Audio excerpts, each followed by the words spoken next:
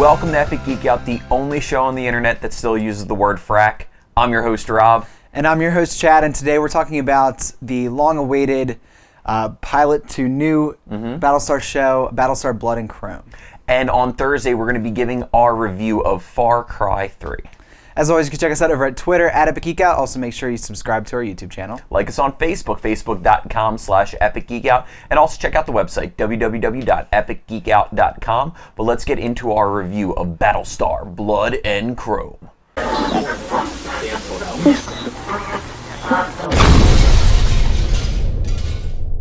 So Battlestar Galactica Blood and Chrome is it's a really interesting concept / new thing that we have. So it is the prequel to Battlestar Galactica, and it takes place in the first Cylon War. The first Cylon War, thank you. And it is currently released on YouTube, the first pilot episode, and then it's later going to be released actually on TV. So really interesting that they went the route of releasing it first on YouTube. Yeah, well, what actually happened was it was supposed to be a TV pilot. Sci-Fi didn't want to air it as a pilot, so Machinima, which is the YouTube partner channel, actually co-sponsored it to show it on YouTube, and then eventually Sci-Fi is going to show it as a movie, but it's never going to be a show unless it's like gets Walking Dead type numbers. And it's, the first, I guess the only, the pilot is broken down into 10 episodes. It follows Adama as a young kid. I really wish this got to series because it doesn't show you how his face gets so messed up. But and I had a little hint of maybe. But. So what did you think of it? So mean, because I think it's just his person. I know. I was really, really excited. The trailer came out for this. I mean, this has been in development for like 2-3 years now, and it's pretty heavy reliance on CG opposed to all the sets are CG recreations of the Battlestar sets because obviously they destroyed all that stuff from the show. And I was really excited. It took a while to finally see it. The trailer was really awesome for it. It's really cool for Battlestar fans. I think if you're a Battlestar fan, you're gonna love this. I mean, it has all the moments where you see the Galactica for the first time again, and it's like that feels awesome. And you get the Viper, and you have minus one small cameo voice at the end. You really just have Adama. But the bad thing is, I don't think the actor that played Adama was particularly good. I think he kind of I don't know if it's the material they gave him or what, but he was just kind of bland and.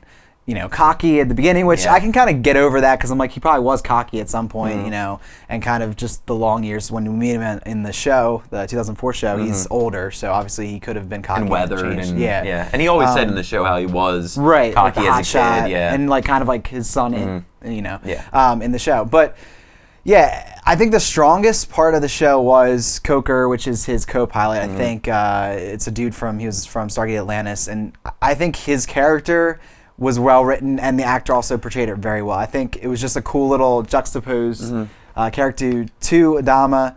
But he's kind of the grizzled vet of, he only has 2 weeks left in the service, kind of. Yeah, the smart ass type sidekick.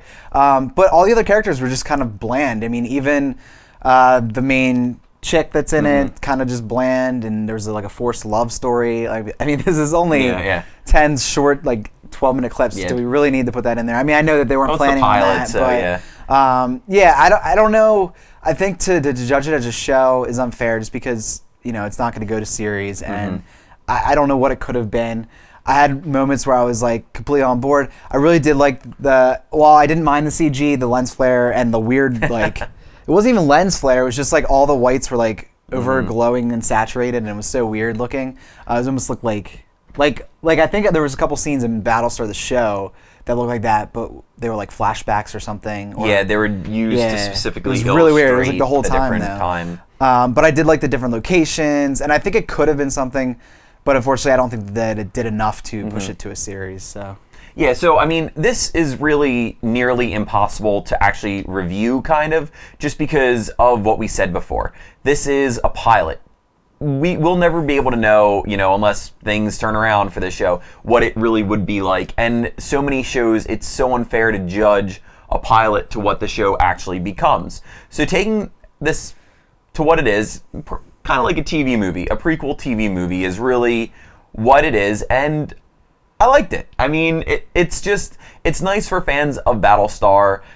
Just watch it. It's, it equates to being an hour long just to see the little Easter eggs that are in there for you.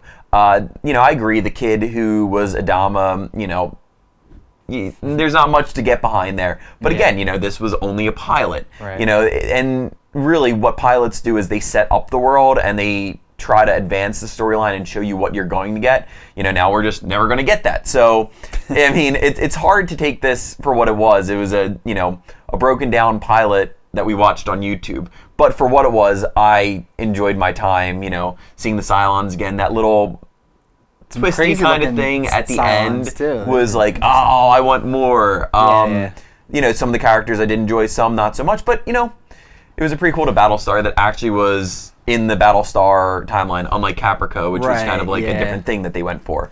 So, if you're a fan, you have to check it out. It's online for free. So yeah, I will say they stripped out a lot of the philosophical elements of what I loved about the original show.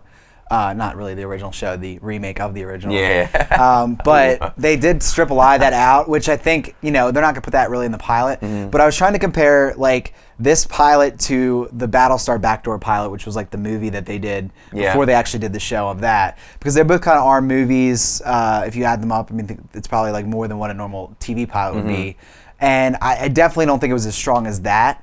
I think that I had a lot of love for it just because I had seen that whole series, and this was kind of like the first new stuff we got to see in a while. So I think that comparing the two, I definitely think this is the lesser of the two, but it's cool, and it's free. So it's free. I mean, don't watch this if you didn't see Battlestar Galactica. Go on Netflix or whatever and watch that series first, because it's gonna have no impact on you at all. I think if I was to watch this without having watched the show, I think it would have been awful. I would have been like, I would have stopped watching after episode 4. But and I think that definitely just tells you what kind of show this is. Exactly. Because, that first movie I was referencing with the Battlestar series, I think that set up the show really well. It's like you want to know what's going on. This, not so much. I mean, it's a pretty generic space action adventure, and there's a couple cool things in there for fans. But you would have no idea what's going on if you. You know what I mean? Agreed completely. So check it out. It's free on YouTube. Just search for Battlestar Galactica Blood and Chrome. Or you can wait till February and see me on Sci-Fi.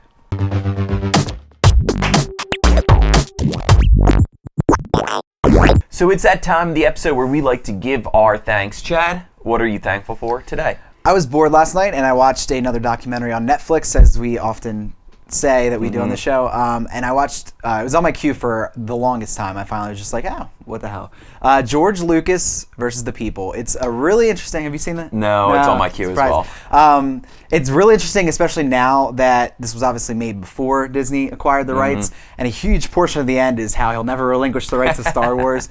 But it's really $4 million changed that. It's really, really interesting. It was a lot more history based than I thought. Like, they give a lot of backstory of Lucas and making films, and even just his life growing up and kind of why he makes films the way he does, how he kind of rebelled against the big business and became that himself, and a lot of really cool history behind Star Wars, Indiana Jones, and then just how fandom has evolved to this point above him, and kind of we're critiquing his art that he created, and just all this really interesting stuff. Did it take a side, or it did not take a side? Actually, it was very much.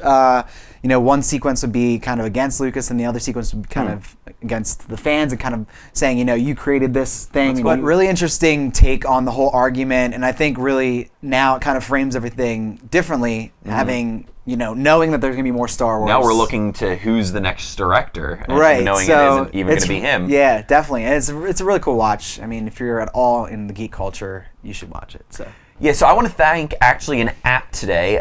It's titled Apps Gone Free.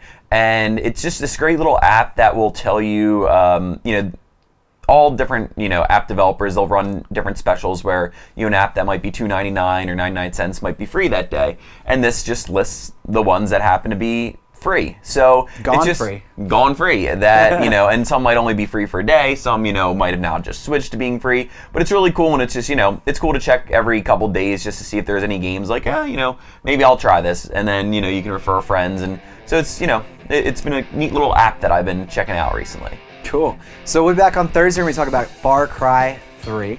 But make sure you check back for that. And thanks for watching this episode, and we'll see you next time.